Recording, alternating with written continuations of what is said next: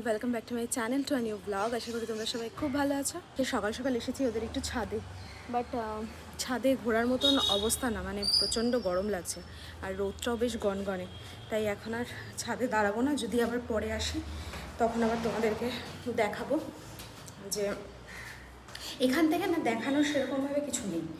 যেরকম ওই বোনের বাড়ির থেকে ছাদটা আরও অনেকটা সুন্দর লাগে, কিন্তু এখানে সেরকম ব্যাপার নেই। তো যাই হোক, চলো ঘরে গিয়ে এখন একটু চাটা খাওয়া যাক। গেছিলাম হচ্ছে কাককে খাবার দিতে।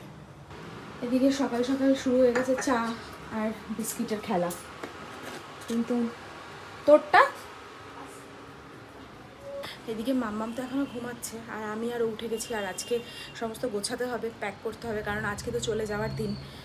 মোটামুটি ওই 4টে সাড়ে 4টে নাগাদ বেরোবো বাড়ির থেকে। তার আগে কিছু কাজবাজ আছে। আর দেখি, আগের দিন তো মামার সাথে দেখা হয়নি, এবার ভেবেছিলাম যে আজকে গিয়ে একটু দেখা করে আসবো, নাহলে একটা বাজে দেখায়। বাট এখান থেকে না এই গরমের মধ্যে যাতায়াত করাটা খুব চাপের হয়ে যায়। তো এদিকে শুরু করে দিলাম জামা কাপড় গোছানো, কারণ এদিক ওদিক সব ছড়িয়ে ছিটিয়ে রয়েছে। জামা কাপড়গুলো না গুছিয়ে নিলে কখন কোনটা পড়ে থাকবে, আবার ফেলে রেখে চলে যাব। আর এমতাবস্থায় তো আসা সম্ভব না।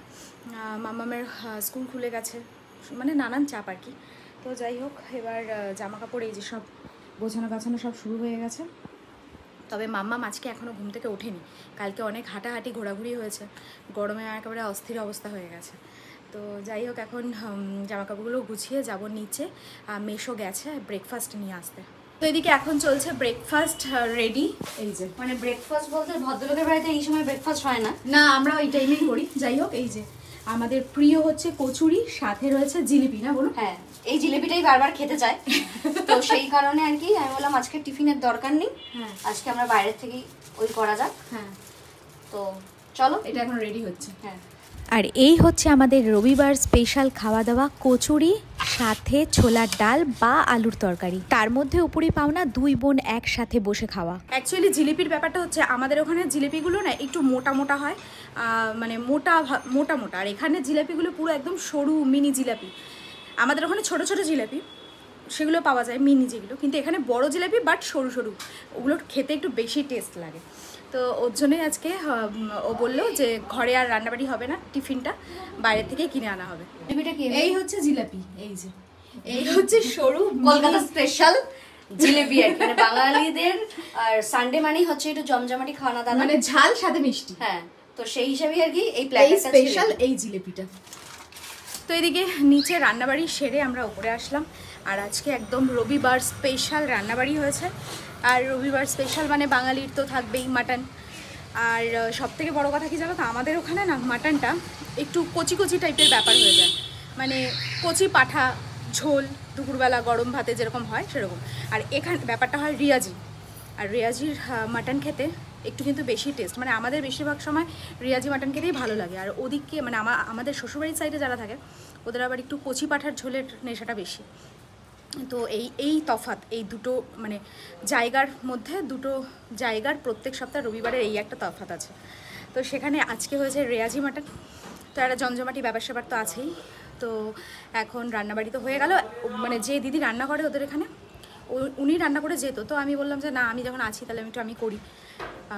এবার ও কবে যাবে তার তো ঠিক নেই, আমি একটু করলাম, রান্না টান্না করে উপরে আসলাম। এখন স্নানে যাব, ও স্নান করতে যাবে। দেখি চলো কি করছে। বলো, আজকে যে আমি মাটনটা করলাম, কি হলো পড়ে গেছে এখানে, কি করে বললো? ও, মাটনটা কি মনে হচ্ছে ঠিকঠাক আছে? এখন এদিকে চলছে পুজোর প্রস্তুতি। এই যে পুজোর প্রস্তুতি চলছে, সব এখানে রেডি ফেডি হয়ে, মানে মেয়ে আমাদের পুরো হই হই ব্যাপার হয়ে গেছে, সব কিছু হচপচ হচপচ হয়ে যাচ্ছে ব্যাপারটা। কারণ কি বলতো, মানে সব কিছু ওকে একাই মেনটেন করতে হচ্ছে। আমি তার এখানে এসে কীভাবে কি ওকে হেল্প করবো, কিছুই করে উঠতে পারছি না, শুধু পেছন পেছন ঘোরা ছাড়া। তো এখন শুধু মাটনটা করেছি, এখন খেয়ে বলবে কেমন হয়েছে না হয়েছে। এবার আমি বলবো না, বুনাই বলবো। অবভিয়াসলি বুনাই বলবে, তুই আর কি বলবি? অবস্থা হবে না, অবস্থা অবস্থা হবে।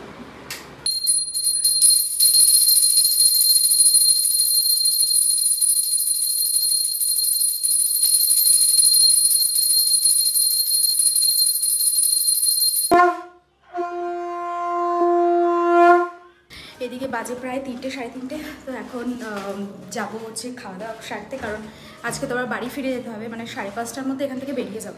তাই চটপট করে খেয়ে রেডি হবো। এই যেদিকে এখন পেঁয়াজ খাবি না, সালাড খাবি না, এই যেদিকে একজন চাশমিস বসে পড়েছে খেতে, একা একা শাটাতে বসে পড়েছে। হ্যাঁ তো বলুন, সময় হয়ে গেল, চলো আর কি, টাটা বাই বাই। আবার কবে দেখা হবে? আবার আমার লাইফটা তো পুরো একদম বদ্ধ খাঁচার মতো হয়ে গেল। আবার কবে দেখা হবে? দেখা যাক। আর এদিকে আরেকজন পুরো একদম ফুল রেডি শেডি হয়ে গেছে। আর শিবম, মাটনটা কেমন হয়েছে? মেশো, মাটনটা ভালো হয়েছে? টাটা, হয়ে গেল হুশ করতে করতে সময়। Bye bye. আবার দেখা হবে। তো হয়ে গেল দেখতে দেখতে 2-3 দিন পর পর।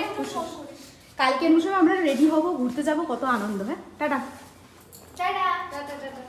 মানে যেহেতু ট্রেনের রাস্তা, তো একটু তাড়াতাড়ি না বেরোলে খুব মুশকিল। আজকে আবার তার মধ্যে রবিবার, এবার ভিড় হবে না কি হবে কিছু বোঝা যাচ্ছে না।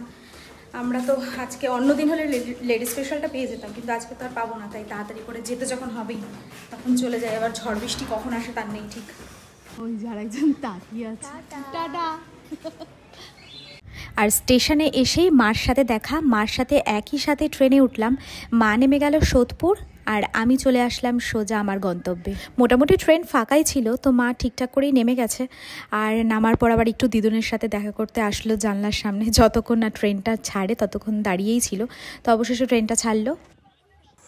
তো এদিকে বাড়ি চলে এসেছি, আর বাড়ি এসে কাণ্ডটা দেখো, ছেলেপুলের কাণ্ড। কোথায় গেছিলাম শোনালে। ঠিক আছে চলো চলো, ঘরে ঢুকছি চলো। তো এদিকে আবার পুরনো জায়গার থেকে ব্লগ স্টার্ট।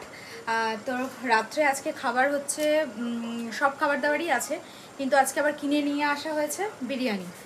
তো এই যে এদিকে সুব্রতর বিরিয়ানি বেড়ে ফেললাম, চিকেন বিরিয়ানি। আর এখানে মাম্মামের, তো মাম্মামের বিরিয়ানি এটা, সুব্রতর এটা।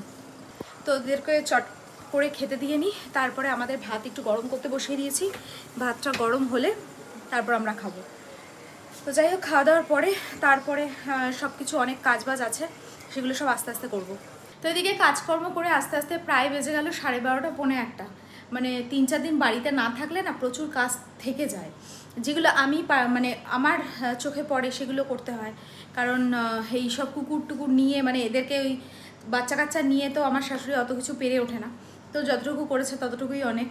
আর আমি এসে এখন আবার সব শুরু করলাম, সব পরিষ্কার পরিচ্ছন্ন। আর একটু বাতিক থাকে আমার, মানে পুরো নিট অ্যান্ড ক্লিন না হলে না ভালো লাগে না। তো এই হচ্ছে ব্যাপার। আর সবথেকে বড় কথা, আমার রান্নাঘরটা যেহেতু হোয়াইট বেস, এবার ওটা যদি কন্টিনিউ নোংরা হতে থাকে না, মানে তখন পরিষ্কার করাটা যে কী চাপের হয়ে যায়। তবুও যেদিন গেলাম তার ঠিক মানে শুক্রবার গেছি, বৃহস্পতিবার দিন রাত্রে খুব ঝড় বৃষ্টি হয়েছে আমাদের এখানে, ওই দিনকে সব পরিষ্কার করে রেখে গেছি। তবুও নোংরা তো হতেই থাকবে, যেহেতু রান্না করা হয় ওখানে। তো সেগুলো এসে এখন আবার পরিষ্কার টরিষ্কার করলাম।